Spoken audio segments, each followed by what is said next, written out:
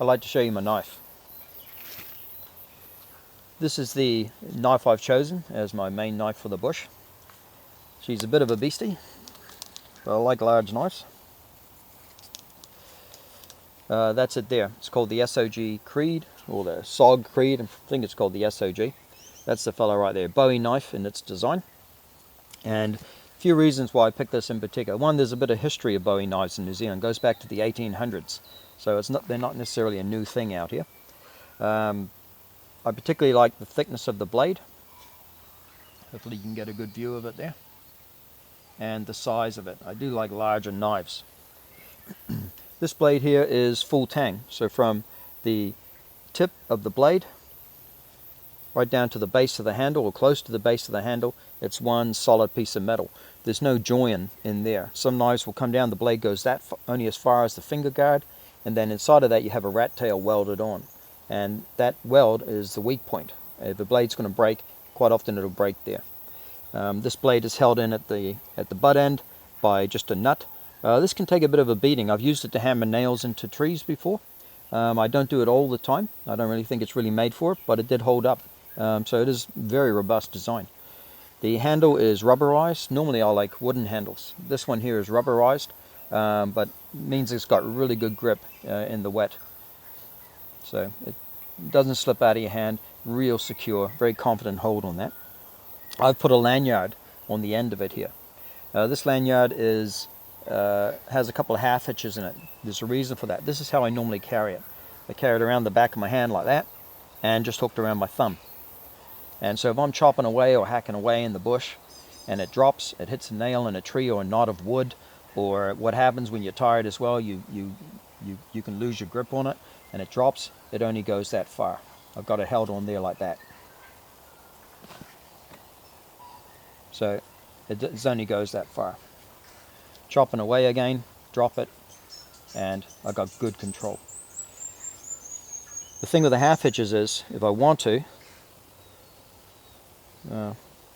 I can open it up.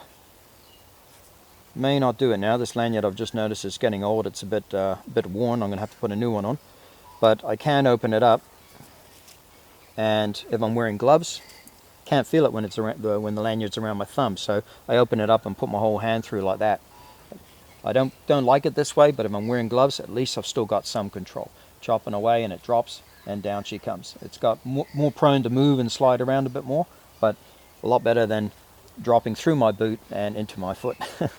And this is a heck of a sharp knife, so they can easily do that. So I guess talking about the blade, it's AUS 8, OS 8 steel, and SOG has a real, or SOG, they have a real good hardening system. Somewhere along the processing system, they set the edge of that blade up so that it's not too hard to sharpen. It gets an edge quite quickly, and it holds its edge for a phenomenally long time. I've used this chopping and all kinds of stuff. I've had it for about a year now and given it some pretty good use, and I haven't sharpened the blade. I've just stropped it, just dropping it on the leather, and it keeps it honed. So it's an expensive knife. Probably the most expensive bit of kit I have next to me in my life insurance policy, but I think it was worth it. You know, I really like to have a good knife in the bush, and you're paying for good steel here, and a good solid hunk of steel, and it's well made. I'm really very pleased I bought this knife. The finger guard, I really like the design. It's longer down here, stops my finger from sliding onto the blade, and it's shorter up here on the thumb. I like this shortness on the thumb because I can actually put my thumb over the top of it. I'll get rid of this lanyard, it's in the way. I can put my thumb over the top and put pressure on that blade when I need to. Hopefully you can see that. Thumb sits over the top of it, if I need pressure, direct pressure on the blade, if I'm carving or doing feather sticks or something like that, I've got that pressure on there, and I can give some good pressure on there and give a much better cut, a lot more control over that big blade. And the thumb doesn't push into the top of the thumb guard, which I like about that. It just slips right over the top, so it's really handy, just really well thought out and really well made. What else can I tell you about this knife? I don't want to go into a full review, it would take ages. Yeah, a longer blade, that's why I got it. Got a big blade. It's because I like some of the New Zealand bush I go through, it's kind of overgrown and got to chop your way through some of it. I don't always carry a machete with me. A tomahawk I don't think would be any good for that. A machete is kind of big and cumbersome to carry around, and I don't always need to chop through, so I don't like to carry that extra weight if I'm really not going to use it. So having a larger blade like this that I can use around the camp and can still use it for good chopping is really handy. This does have a very weight forward design. All the weight is forward of this of that finger guard. You can see how it's overbalanced on the blade, and what that gives me is really good chopping power. I can chop through a lot of bush with this. I've used it to clear tracks before and cut my way through like small down timber, things like that. It really is a very robust blade. It holds up well, and as I said before, it holds a beautiful edge really nicely. A bit of stropping after using it, and she's right back in shape again. I just like this SOG Creed. I think she's a great knife. It really is. I'd like to do a clip sometime on the history of this in New Zealand. I think it's a very interesting history about how it came here. One thing, I'll tell you about the leather sheath. Leather sheath, I think it's good solid leather. Got good welt around there, so it's just really well made sheath. My belt loop goes through there. One thing I don't like about it is this clip. Really not a fan of this little clip here. I'll show you why. Okay. On the positive side, that clip, it's got a good snap on it. I don't have any problem thinking that snap's just going to work itself loose. I carry it on my right hand side, so I like the design of it. As I go through the bush, I go like that. The bush pushes, as I go through the brush, it brushes up against this sheath and glides over the top. If I carried it on my left, it would be prone to catching and opening that snap up, and I can lose my knife.